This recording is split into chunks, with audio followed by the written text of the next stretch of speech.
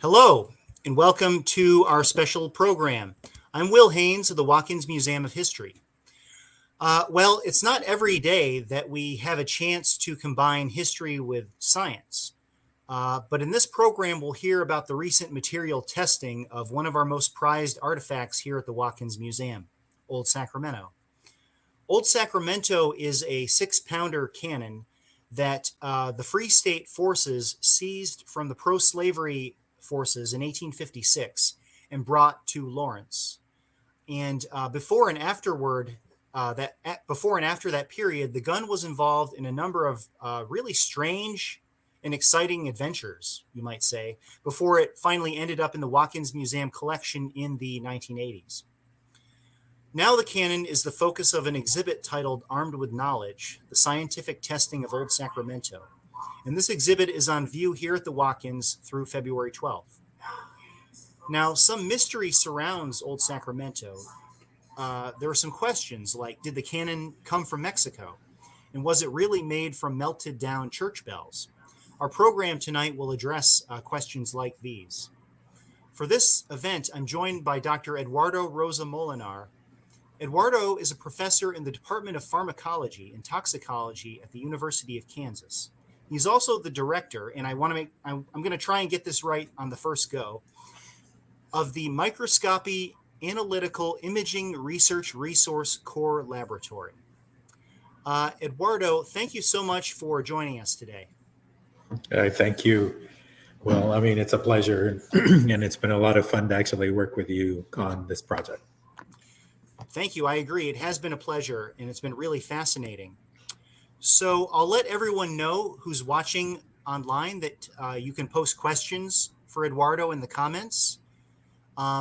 If you have questions about the science behind the material testing of the cannon or the cannon's material makeup, you can post those questions for Eduardo. If your questions are about if your questions are about the history of the cannon, I'll do my best. I do know some things about that, but if not, I can ask our collections manager, Brittany Keegan, later on and get back to you. But I'll do my best on that. So with that, I think we will start off with an interview. And Eduardo, I wonder if you could start by having you tell us about your background and also what you do at the lab. So I'm a faculty member at the University of Kansas in the Department of Pharmacology and Toxicology and the School of Pharmacy. And, and one of the main forte of my research is that we do a lot of work with microscopes. And so we work with, when I say microscopes, I'm talking big microscopes like electron microscopes, both on the transmission side and the scanning electron microscopy side. Now I'll explain about one of the techniques, which is scanning, which is a surface technique. And then, we do a lot of work with respect to animal tissues, the brain, and a variety of other structure. But my main area is the brain. So I'm a circuit neuroscientist. So that's what we do. But everything we do is based on microscopes. Well, that's amazing. So this is a question that I think is probably on everyone's mind. How did your lab become part of the Old Sacramento research project? So pretty much the community is as a service lab. We serve the community. Not only we serve the scientists at the University of Kansas, at the University of Kansas Medical Center, we serve the state. So we had an inquiry by one of your colleagues about trying to figure out the metal content of this cannon. And when that request came in, it was kind of funny because we never don't look at material in this way. So I thought it was curious. So I picked up the phone and I called, and so they explained what the question was, and I thought, oh, this is pretty cool, And so we then decided to come down and take a look at the cannon, and there it was. It was a real cannon, So it's like, wow. So one of the things that then we had to come up with was with a methodology that we could get samples to do this, but at the same time not destroy the cannon.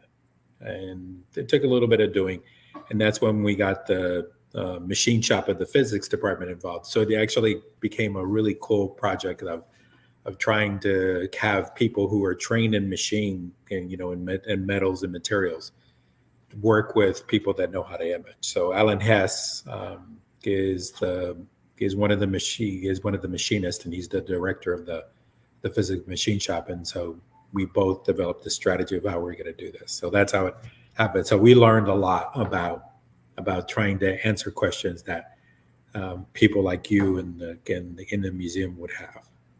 Yeah, that's great.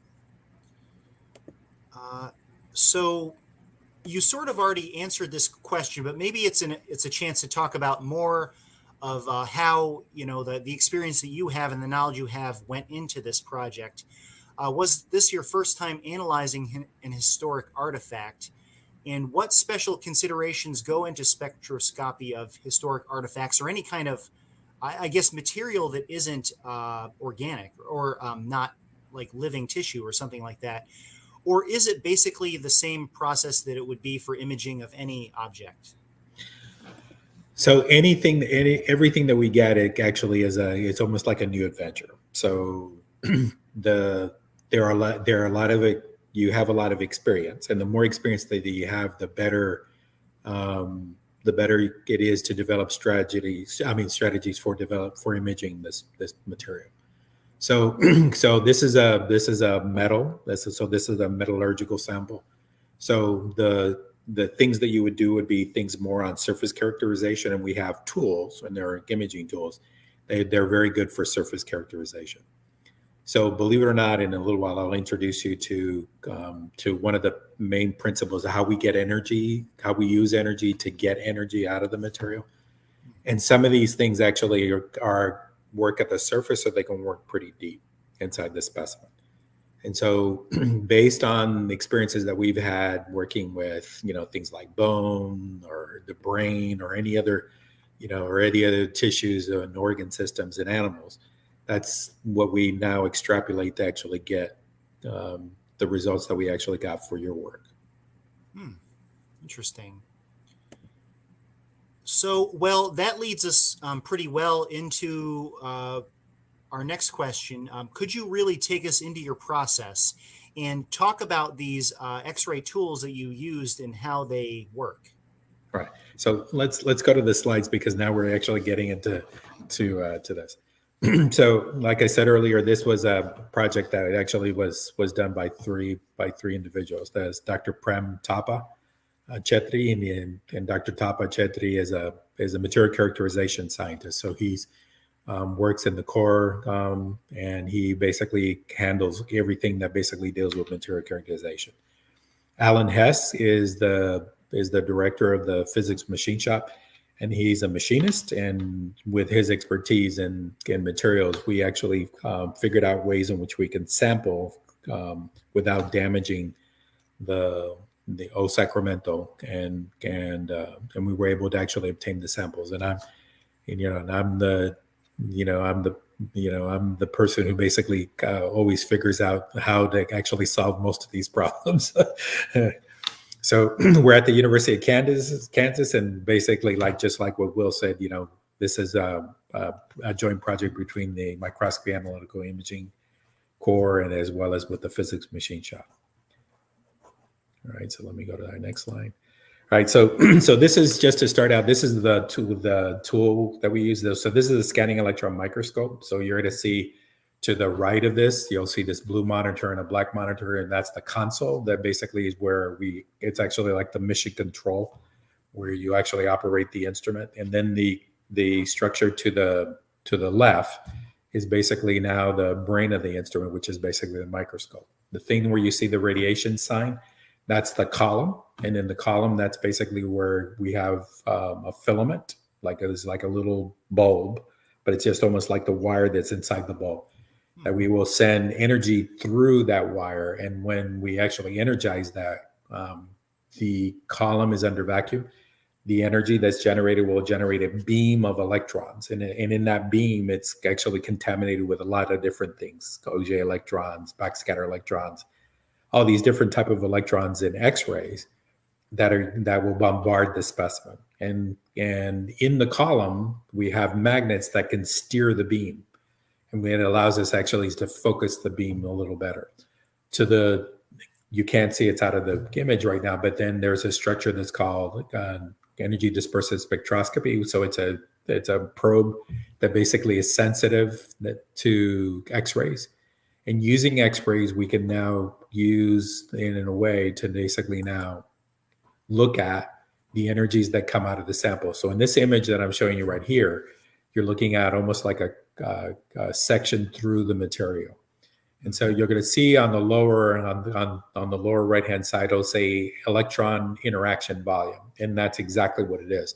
So the energy that's coming from the top, where it says the incidental e-beam, that's the mixture of all of the sources of energies that are being generated by the scope. As it interacts with the specimen, it actually will create energies that are diffracted or that they're scattered. And depending on the energy level, those electrons and those energy elements actually will scatter at different angles. And so if you were to look at an electron microscope, particularly a scanning electron microscope, you'll see that the detectors are in different angles. And we could optimize the detection of those energies based on which detector we use. And so for this particular case, you were actually looking for X-rays, and you can see that the X-rays are coming off to the left there. Mm-hmm. All right. So then when this detector picks this up, we literally will use this periodic table that a lot of you probably hated this when you were in school. But this is actually the beauty of doing this elemental analysis. We can use the energies to basically now detect and plot the energies to basically determine what the element is. And so when we were asked about the project, they basically wanted to know if there was lead, copper, aluminum, any of these things that could be normally linked to how these bells were actually made. And as you can see, we have copper, which is basically number 20. Number 29, or you can actually look at aluminum, which is number 13, and so on. So we can basically plot these based on the energies that come out. So the machine actually gives us a three-dimensional plot of the energies that are coming out of that specimen. So now what you actually look at is basically a sample that was actually taken from the outer fragment. So if you're in the exhibit, you're going to notice that there's the cannon proper, and then you'll see that there's a fragment of the cannon that's off to the side. So the question that they were asking us is that fragment really part of the cannon, or is it something that was actually picked up out there? Because it's clearly that there was catastrophic failure somewhere in that cannon, and they just wanted to know if those two were related. So the technique that we use is that we actually got a bit that we knew that we weren't going to get any contamination from that bit. And then we basically used that bit and found a place that was off the field of view that people couldn't see. And we just basically took a little core. And then the trick was basically to make sure that the core was intact. So if you can actually see is that little core now actually shows up there around. You can see the turning that you see there. And that allows us to zoom in and now do not only the imaging side, but also the analysis. So in this next image that I'm going to show you is now another instrument that we actually use, this is called X-ray photoelectric spectroscopy. So this big dome that you see off to the left is basically where the detectors are. And then it looks like some Frankenstein machine, but actually it really is a kind of a really cool machine, because the first instrument will give you the true element. And what now this instrument will give you the oxidative states. What that means is if that metal actually can oxidize, any of the elements, any of the process of oxidation, we can actually identify those elements. Let's say like rust. So we can go from a non-rust metal to now look at the different forms of rust that actually are being generated. And that's what the XPS can do. Okay. So these are the two toys that we actually use to do this analysis. right? So let's see if we can show you some. Again, we use the periodic table, but we can actually see the oxidative states that are involved. So if it has copper and oxygen, so it has, copper oxide or aluminum and oxygen, aluminum oxide, and so on. So this now is a scan in which you can actually see the image to the left is basically, this is what we would get in the XPS. So basically what you're going to get is the binding energy. So we're looking at the energy states that are there. So if you look right over here where it says atomic percent, and you're going to see copper, and then you're going to see oxygen, carbon, lead, and then those are the elements that are there, and it gives you a percent of the field of the sample. And so you get this plotted data, which doesn't mean much to you, but those squiggly lines mean a lot to us, because we can then break this down and actually plot out where this is inside the sample. The image on the right, particularly the first upper right image, is basically now the X-ray elemental analysis that now we can actually look at what's there. So we can see and plot the amount of material that we actually find. And if you can see, copper is very high. Copper is the most abundant element that you basically find. And that correlates with what we actually found with the XPS. And then the 4 colored images that you see to the right, that's actually a 3D map of the element on the tissue. So what's kind of cool about about EDS is that we can color map the element on that tissue, and you can see very nicely that most of it is copper. Okay. Yeah. And then again, below is kind of like now the individual plots of what you actually saw with the XPS. Right. So if we now look at that was the outside of the fragment. So now we actually flip the fragment around. And when you said it was 6 pounds, I don't believe it's 6 pounds. It weighs way more than 6 pounds. I'll just interrupt you, Eduardo. The 6 pounds is the size of the projectile that the cannon fired. Oh, okay. That'll be, the cannon weighs much more. So Yeah. so we flipped the thing around, and once we flipped it around, we were able to find a place that we didn't want to damage or destroy the material. And then again, we took another core, and this is now on the inside of the cannon, right? Of the inside of the fragment. And again, we basically went through, and then now you can do the same thing. You find out that the percent copper is still pretty high. And then in the XPS, we find a lot of oxygen. So there's a lot of already reduction, of oxidation that's actually occurring, because normally when oxygen is there, you normally should see some oxidation that's there. So we know that copper is the most abundant, but we actually are starting to see some other things that are there. Lead is there, but the percentages are not roughly where things should be when you're actually thinking about the material that most people would think of how a cannon would be made at that time. Mm-hmm. So this was actually pretty exciting for the initial analysis, because people were saying like, "Oh wow, this is not a lead cannon. This is made out of something else," which was pretty exciting for us as well. So then we actually went to the cannon proper. We cored the cannon proper, and then we looked again doing the elemental analysis and as well as the EDS. And what you actually see is that the cannon actually has a lot more copper, and we do see quite a bit of oxidation that's actually occurring in this. And again, this pattern just keeps on going, right? Mm-hmm. So then we look at the inside, and in the inside, basically, we now start seeing that, copper is really high. The oxidation states are actually much more abundant, because now we find 2 forms of oxidation states than inside the inside, which is probably understandable. There's probably some rusting, some rust or deterioration of the material on the inside.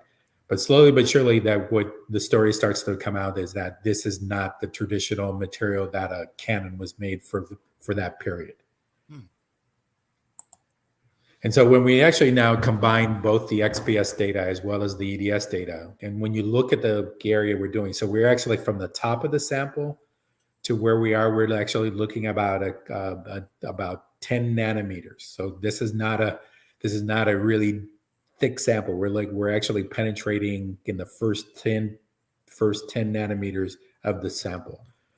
And what we're able to do is that we're able to see now that that there's some consistency about the elements that we actually find, which would be copper, carbon. And carbon would be understandable because it's a cannon, so there's probably some carbon material that's actually in there, lead, oxygen, and so these fragments that are both on the inside and outside would suggest that this is actually made from some other material. And I think Will, I think you're going to talk a little bit about some of the hypotheses that there were in there, so I'm not going to steal your thunder there. But I think that the material characterization actually provides some really interesting evidence for some of the hypotheses that were being floated around. And I can go in a lot more detail in there, but I don't think that that's the purpose of this. I just think that what's important is that you understand that there actually are tools that we can actually get pictures, but they also have analytical elements that you can now get quantitative data out of these materials, regardless if they're old or new.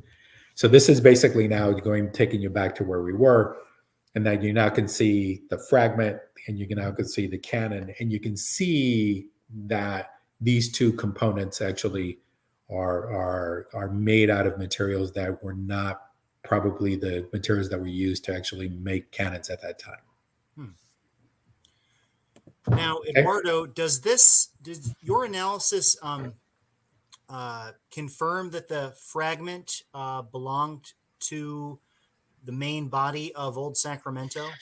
So when we did some work, and I mean, we can talk about this later, but we actually sampled the surface that basically where the crack is. Mm-hmm. And when you look at when you can look at the cores that we actually took along there are components that actually map between the two. And so there are parts there are chunks that are missing because this thing actually had a catastrophic failure. Yeah. But when you look at those materials, there are things that match. If we were asked to basically put them back together, and it would be very difficult. But these two actually are match components. That's very exciting, yeah, because that does confirm the theory that we've had for a long time. So yeah, you mentioned that I could go into a little bit of the history of the gun, and some people are probably aware from reading Huckleberry Finn and stories like that there used to be this practice of, if there was a person that drowned in a river or a body of water, you could fire a cannon over the surface of the water, and I guess the pressure or some kind of force would, in some cases would bring the body to the surface. And this theory has been discounted more recently, but in the 1890s, they tried this with Old Sacramento, which by that time was a treasured, sort of relic of Lawrence. They fired the cannon over the river. They packed it full of mud to fire it, and they packed it with too much material, and it exploded. As you said, it had a catastrophic failure, and several pieces flew for long distances, and some of them apparently ended up in the vicinity of the Bowersock Mills down by the Kansas River. And this piece was recovered, and in 2014, I believe it was reunited with the main body of Old Sacramento here at the museum. And the analysis that your lab did, as you said, shows that this confirms the theory that piece was part of Old Sacramento. So that would seem to be one story at least that's confirmed by science. Yeah. Yeah. So, of course, as you already alluded, this analysis took us so far, but there are some questions that remain or were not able to be fully answered by the research that you did. So, the materials that you discovered in the cannon, are we able to really confirm that they came from a particular region of North America or origins, something like Yeah. that? So we started looking. So we started looking at the literature to see basically if other people had actually done some analysis. And what's amazing is that there is very little Hmm. metallurgic work that's actually done on many of these artifacts. But what was interesting is that when we started looking at the literature, and there was some conjecture that that during the period of time, lead was just trying to get metals was very hard. And so one of the strategies that a lot of people were doing is that they would actually go and raid churches and steal the bells of the churches. Mhm. And so when we found that, we actually started looking in the literature to see what elements were actually found in bells. And what was very peculiar is that some of the bells, some of the materials most of the materials that we actually discovered were actually make the cannon to be more of a bell than it is to be a cannon. So I had asked, once we did this, is there a way to actually get a sample from a bell, right? And everybody was kind of saying, well, I don't know if other museums are going to let you do the sampling. But what would be interesting to extend the story is if we could actually sample bells from different regions, because there seems to be some interesting spectral data that we might be able to actually map to the bell to maybe pinpoint it to a particular region. So that in itself would be another project. Yeah. But there are lots of interesting aspects that this story actually brought up about about the origin of the bell and what the practice of that time was, which I thought you had to be out of your mind to actually try to use a bell to actually do this, and that's the reason why it blew up. There's no way that this thing should have, because I mean when it heats up there, it's going to fail. Hmm. I mean, so must have been desperate to actually make cannons at that time. Yeah, it certainly sounds like it. Yeah, you're right. As the exhibit explains, yeah, there was a historian who found evidence that the Spanish, when they were colonizing Mexico, they, uh, yeah, did melt bells down into a bronze alloy that they would use to make the barrels of cannons. And as you said, yes, if a material is not specifically made for a piece of weaponry, well, that seems pretty like that could be bad news when you try to use that weapon. And yeah, so there's also a related theory to this, which I've read in some books, that the 10 cannons that were captured at the Battle of Sacramento and were taken back to the United States and ended up in Missouri, they actually melted that metal down and cast guns that were actually of a United States pattern. So I imagine that maybe that could have introduced some instability into the components as well, because if they're taking one cannon and then melting it down and casting it into another one, that could make it that could add some other unstable elements to it. And so that's very interesting. So yeah, the research that you did answered some questions for us, but yeah, more work would have to be done to try and confirm the origins of this canon. So uh, Eduardo, where can the public learn more about the work that your lab does? So I always tell everybody that we work for you. We work for the citizen of KU. So Mhm. if you're interested on either touring the lab or coming up, and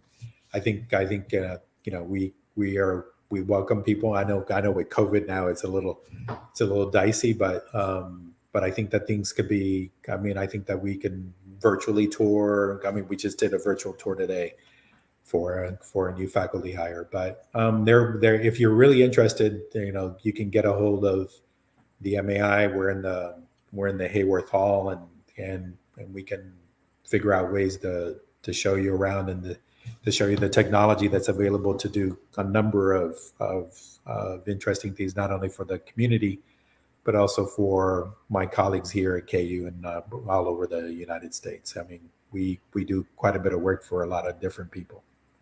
Yeah. Are you able to tell us about any other projects you're working on right now? Or is that I'm sorry. classified?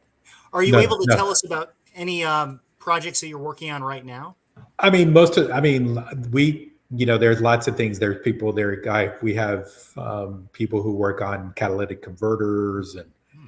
we have people I mean, my own group, actually, we work with circuitry of the brain.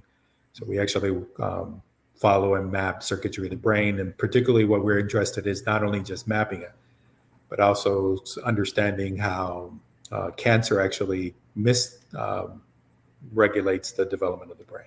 Hmm. And so one of the areas of my lab is we focus in cancer neuroscience. So there's an upcoming area and actually trying to understand the relationship of cancer growth and normal development of the brain.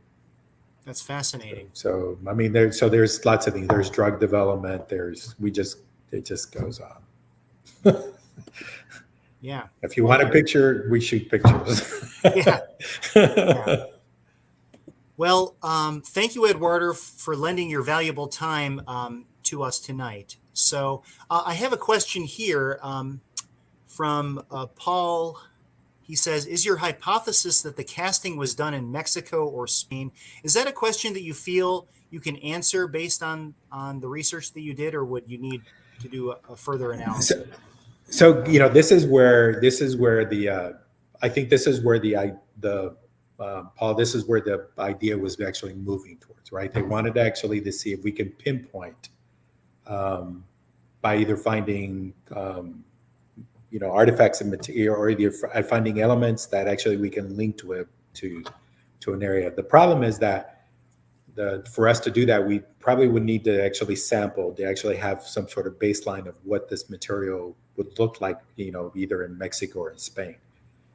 And I very stupidly asked, hey, could we actually get a sample? but I think that it's a lot harder than to do that. And I think that it could be done, but I think that in itself, this would be a big project. Yeah. And a fun project. Definitely.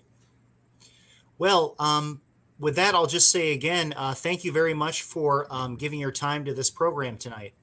Oh, thank you. And again, I welcome you to come up to visit us at the MAI. Definitely. Definitely. So, and thanks to all of you in the audience today. If you're in the Lawrence area, we encourage you to visit the Watkins Museum before February 12th to view our exhibit, Armed with Knowledge, the Scientific Testing of Old Sacramento. And so with that, I will just say goodbye and thanks for joining us. Thank you.